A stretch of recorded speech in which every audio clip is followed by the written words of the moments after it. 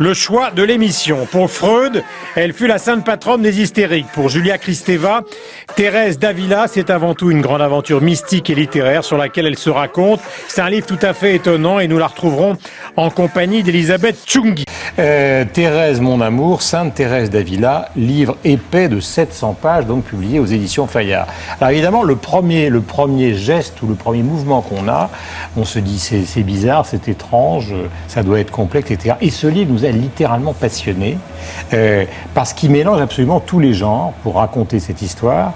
Donc il y a d'une certaine manière une histoire de Thérèse d'Avila, il y a un roman qui est le vôtre, il y a la confrontation de toutes les idées qu'elle a eues, c'est-à-dire l'épilepsie, le mysticisme avec Freud, avec les voyages, il y a la construction d'un ordre qui est l'ordre qui était le sien, c'est-à-dire qu'elle a construit des Carmels un petit peu partout. Donc on tombe sur un personnage passionnant dans une forme incroyable. Et surtout, alors c'est pour ça que j'ai dit à Philippe Lenoir, on va un peu jouer et reconstituer la nuit où tout ça vous a pris, parce que je dois vous dire que c'est assez surréaliste. On va éteindre la lumière 2 secondes et vas-y Philippe, merci, Philippe Allemand, le réalisateur. C'est vrai que vous racontez au début du livre qu'au fond, ça s'est passé la nuit, c'est-à-dire cette rencontre avec cette femme dont vous connaissiez les livres depuis des années, en écoutant ou France Info, ou des radios de jazz. Qu'est-ce qui s'est passé cette nuit-là ?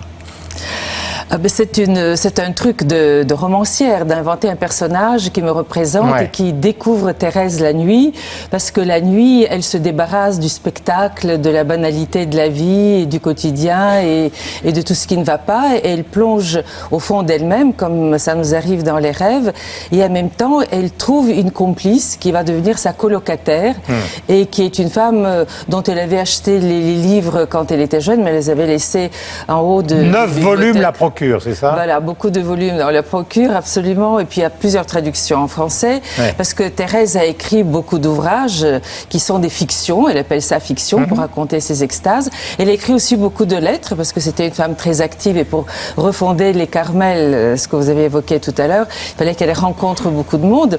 Donc mon héroïne qui me représente et qui, comme moi, est une psy, Sylvia Leclerc. Sylvia Leclerc, elle se prend d'amour pour cette femme et essaye de comprendre pourquoi ça la passionne, et puis au fur et à mesure qu'elle la comprend, elle veut partager cette compréhension, et ça ne peut se faire qu'en réinventant le genre littéraire qui peut rendre compte d'une histoire.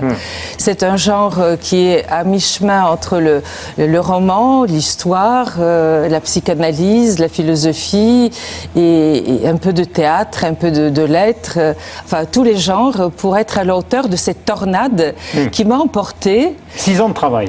Ah oui, c'était la demande d'un éditeur qui voulait que je fasse un tout petit livre sur un ou Celui qu'on appelle Bruno ? Bruno, là aussi, c'est une invention, parce que c'est un condensé de plusieurs éditeurs.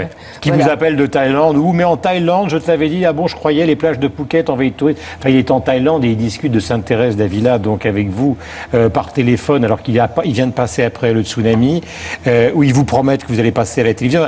Il y a toutes ces choses-là qui sont absolument charmantes, mais je voudrais qu'on pose un petit peu la conversation pour qu'on essaye de resituer cette femme. Elle est née au début du XVIe siècle. Dans une famille qu'on peut qualifier comment ? Elle est née en 1515, elle est morte en 1582, et je suis contente que vous faites parler de cela, parce que il y a quand même un intérêt pour l'histoire dans ce livre. Ce n'est pas du tout un roman historique, même si je raconte l'histoire, mais je pense qu'on ne peut pas éviter le trou dans lequel on se trouve actuellement. On le voit à la télévision, on ne sait pas très bien où on va, les jeunes ne s'intéressent à rien, vous en avez parlé tout à l'heure, sans faire un peu l'inventaire de l'histoire. Une espèce de transvaluation des valeurs, pour dire les choses péremptoirement comme Nietzsche, mais ça suppose qu'on se coltine l'histoire. Qu'est-ce qui s'est passé ? Qu'est-ce qui nous précède ? On part des heures des religions, mais quelle religion ? Les gens connaissent même pas leurs antécédents, que ce soit les juifs, les chrétiens, les mythes grecs. Nous ne savons rien de ce qui les a précédés. C'était quoi sa famille ? Alors elle est au croisement de 2 confluents de la culture occidentale. Donc elle est en Espagne, c'est une dame espagnole. Elle est née elle est née à Avila. Et sa famille est une famille composée. Du côté paternel, ce sont des maranes, c'est-à-dire des juifs convertis. Le grand-père était un marchand de Tolède et il était le premier converti. Le père et tous les oncles ont subi aussi des procès parce qu'on les accusait de ne pas être de vrais chrétiens.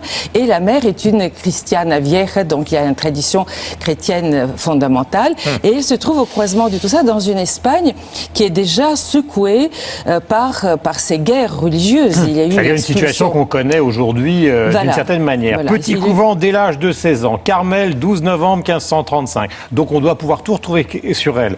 1555, conversion profonde. 1559, j'essaie d'être précis, vision du Christ. 1560, vision de l'enfer. Le livre de sa vie à 50 ans. Et puis elle est béatifiée en 1614. Alors évidemment, pour tout le monde... Et sainte de l'Église en 1622. Voilà. Alors, pour tout le monde, quand on parle de Sainte Thérèse d'Avila, il y a ce côté hypnotique, mysticisme, vision, etc. Ça, c'est vrai. Ça, c'est vrai, oui.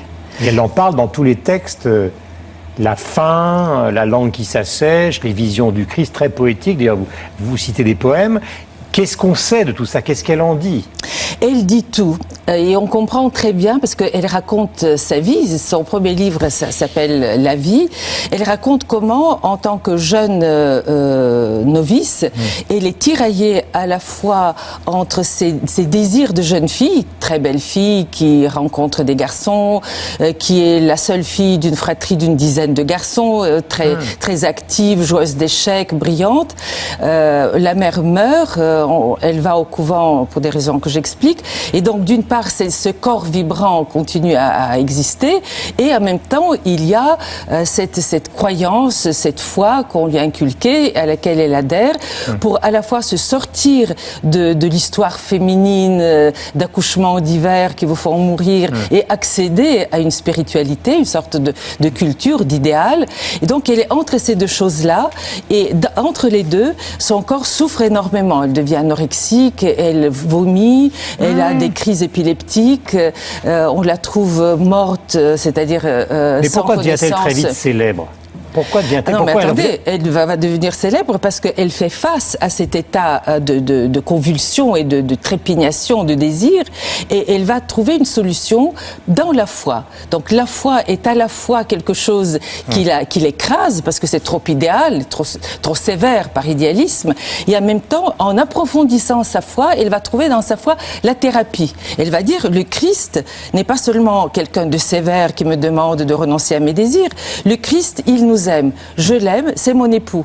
Et elle se lance dans une élucidation de la foi comme amour absolu. Mais pourquoi ça vous intéresse, vous? C'est-à-dire une intellectuelle qui est passée justement par toutes les grandes écoles de ces 20, 30, voire 40 dernières années. D'où me vient, écrivez-vous, la certitude que cette carmélite, pardonne-moi Elisabeth, parce qu'on essaye de poser le problème après, que cette carmélite s'échappe de ce... Parce qu'on pourrait se dire, Kristeva, elle est devenue folle, elle est tombée dans le bigotisme absolu. Parce que vous êtes athée. Ouais, donc, elle n'était pas du tout folle. D'où me vient la certitude que cette carmélite s'échappe de son monde, de son époque, elle traverse l'Inquisition, et qu'elle nous rejoint en ce 3e millénaire. Thérèse la Diariste serait-elle une moderne, révélant que les secrets de la vieille civilisation baroque sont féminins? Donc c'est la féministe qui vous plaît chez elle? C'est l'écrivain? C'est cette expérience limite?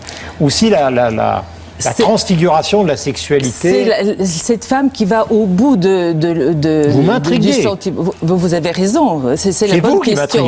Mais oui, Sainte Thérèse peut rien pour elle, mais... Ah non, mais on fait tout à cause de Sainte Thérèse, parce que c'est tellement au cœur de notre civilisation qu'il fallait attendre Lacan pour écrire un livre qui s'appelle Encore, et qui m'a précédé et qui m'a beaucoup inspiré, où il voit dans cette espèce d'amour absolu, d'amour fou, une forme de jouissance féminine. On voit d'ailleurs Sainte Thérèse représentée par le grand Bernini sur la couverture de son livre Encore. Voilà. Donc on va d'abord commencer par le fait que l'amour la rend folle, en effet, parce que elle est tellement exaltée par ce Christ qu'il aime et qui est son époux. Elle dit que la sainte humanité du Christ la fait jouir sans fin. Et cette jouissance est un état d'exaltation. Elle est hors d'elle-même. Si c'était jusque-là, C'est formidable, mais ça ne suffit pas. Elle commence à se poser des questions. Elle se dit, mais c'est de la folie. Comment est-ce possible? Elle n'arrête pas de se poser des questions et de s'analyser. Donc c'est un précurseur de l'amour fou, mais aussi de l'amour comme thérapie par le langage. Et c'est là qu'on trouve aussi un génie du christianisme, parce que ces confesseurs vont lui dire, mais racontez-nous. Plus elle le raconte, plus elle ne se calme pas, mais devient quand même lucide de ce qu'est la foi. Alors aujourd'hui, on est dans ce qu'on appelle très très généreusement et avec beaucoup de fascination et de fanatisme, le heurt des religions.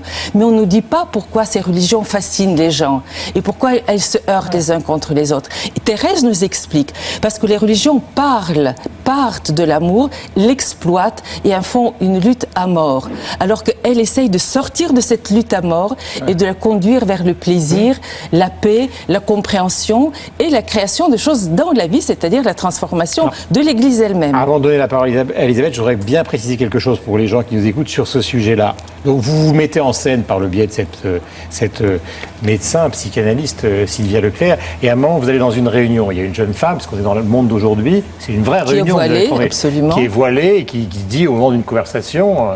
moi, ce voile que je porte, cette robe, c'est ce qui me protège du désir des autres. Et comme ça, je travaille, je m'assume, etc. Et puis, il y a quelqu'un qui vous répond dans l'assistante, comme Sainte Thérèse d'Avila. Et là, vous avez envie de lui retourner une baigne, en gros, en lui disant, vous n'avez rien compris, c'est exactement le contraire. Voilà. Eh bien, je vais vous donner 2 exemples pour vous dire pourquoi, et tout le livre, en fait, est consacré à cela. C'est-à-dire que là où la jeune femme musulmane se protège de ce désir par son voile, en craignant le désir de l'autre, Thérèse, elle s'adonne complètement. Elle va jusqu'au bout de ce désir. Pas forcément dans la réalité, alors que les mauvaises langues ont dit que peut-être elle a eu des transgressions, mais rien ne le prouve. C'est sans doute dans le fantasme et dans des relations très fortes, on dirait platonique, d'amour avec Saint Jean de la Croix d'un côté et un de ses amis qui l'a aidé dans les transformations du Carmel, qui s'appelle Jéronyme Gratien. Donc elle se donne à fond, dit nous ne sommes pas des anges, nous avons un corps. C'est la seule religion avec le judaïsme.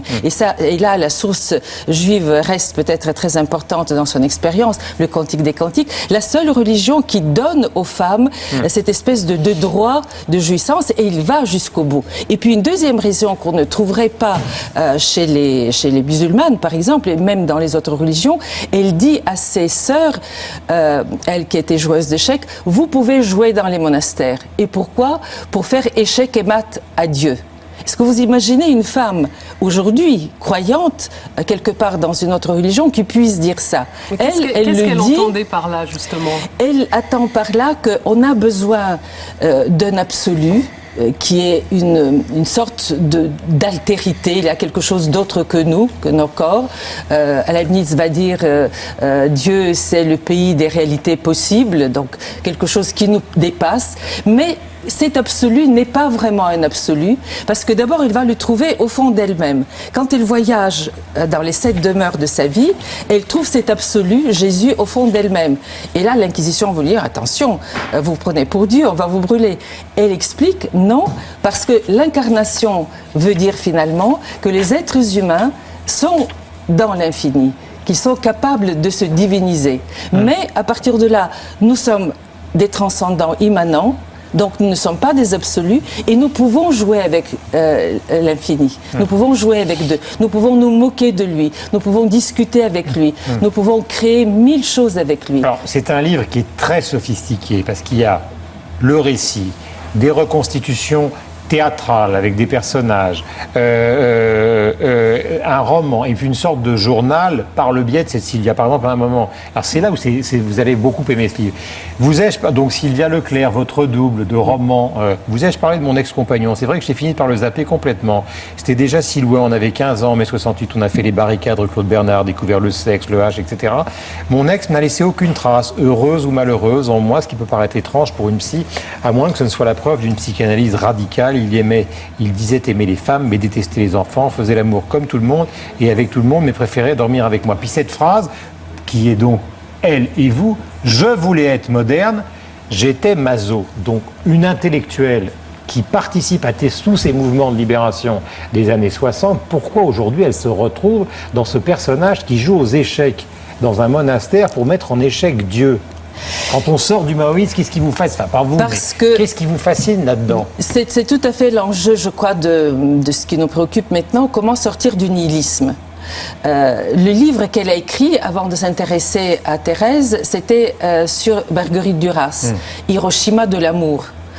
Il n'y a pas d'amour, rien n'est possible et nous sommes complus. Vous parlez de votre double là. De mon double et de toute une génération de déprimés nihilistes qui trouvaient que on peut chercher du plaisir. C'est-à-dire toute la bande de Tel Quel, Solaire. Non, pas vraiment, parce que dans Tel Quel et Solaire, il y avait toujours un intérêt pour cette pente non nihiliste de la culture française et occidentale. Si vous prenez Joyce ou Bataille ou Proust ou Artaud, il y a un débat permanent avec l'au-delà, avec la transcendance, avec la religion. C'est même ce qu'on leur reproche parfois. Non, je pense à un radicalisme qui banalise l'expérience humaine et qu'on trouve parfois dans une certaine Duras, dans lequel on va tellement loin dans la complaisance avec la dépression qu'il n'y a pas de catharsis. Certaines de mes étudiantes qui se sont occupées beaucoup de Duras, on les a trouvées dans les hôpitaux psychiatriques en dépression. Donc il n'y a pas de solution. On est tellement à l'aise avec le mal-être que ça fait jouir. Donc c'est une lutte contre le nihilisme. C'est une lutte contre, absolument. Chez cette carmélite du XVIe. Il n'y a pas d'autre solution. La foi serait donc la solution. Pas la foi. Je pense Sarkozy, c'est ce qu'il a dit au Latran. C'est là que je me distancie de Sarkozy. Prendre la foi au sérieux, l'approcher avec maximum d'empathie, d'où Thérèse, mon amour, comprendre pourquoi les gens jouissent dans la foi et se décaler en même temps en prenant le mouvement de Thérèse, échec et mat à Dieu, et se poser les questions, qu'est-ce que l'humanisme aujourd'hui qui ne fait pas table rase de la foi, mais qui l'interroge. Donc je suis tout à fait contre un athéisme qui de la terreur ou qui coupe les têtes des popes dans ma tradition orthodoxe, dans le stalinisme, etc. Mais un athéisme qui s'interroge sur le besoin de croire, qui réhabilite le besoin. Tout à l'heure, vous parliez de jeunes qui n'avaient aucun intérêt pour rien.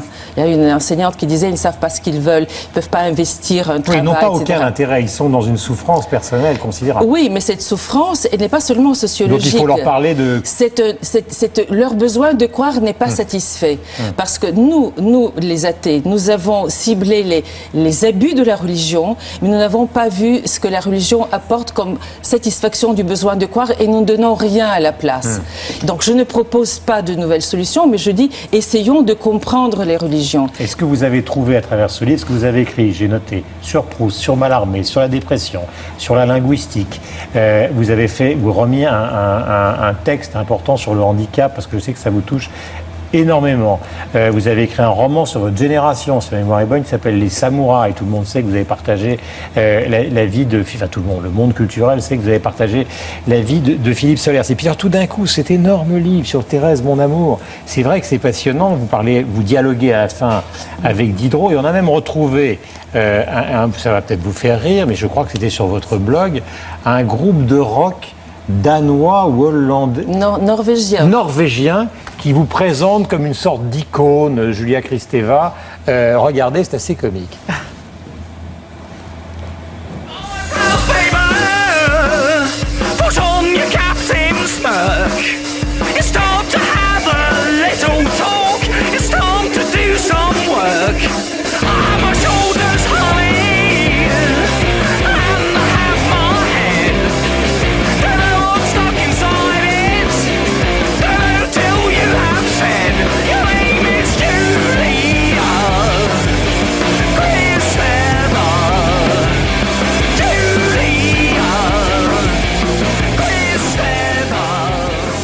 Beaucoup, parce que je vois les gens dans le public qui sont stupéfaits de penser qu'il y a des Norvégiens dont le refrain c'est Julia Kristeva. Mais c'est tout à fait dans le sujet parce qu'ils m'ont écrit et je leur ai demandé mais pourquoi ils ont fait ce texte et cette chanson sur moi.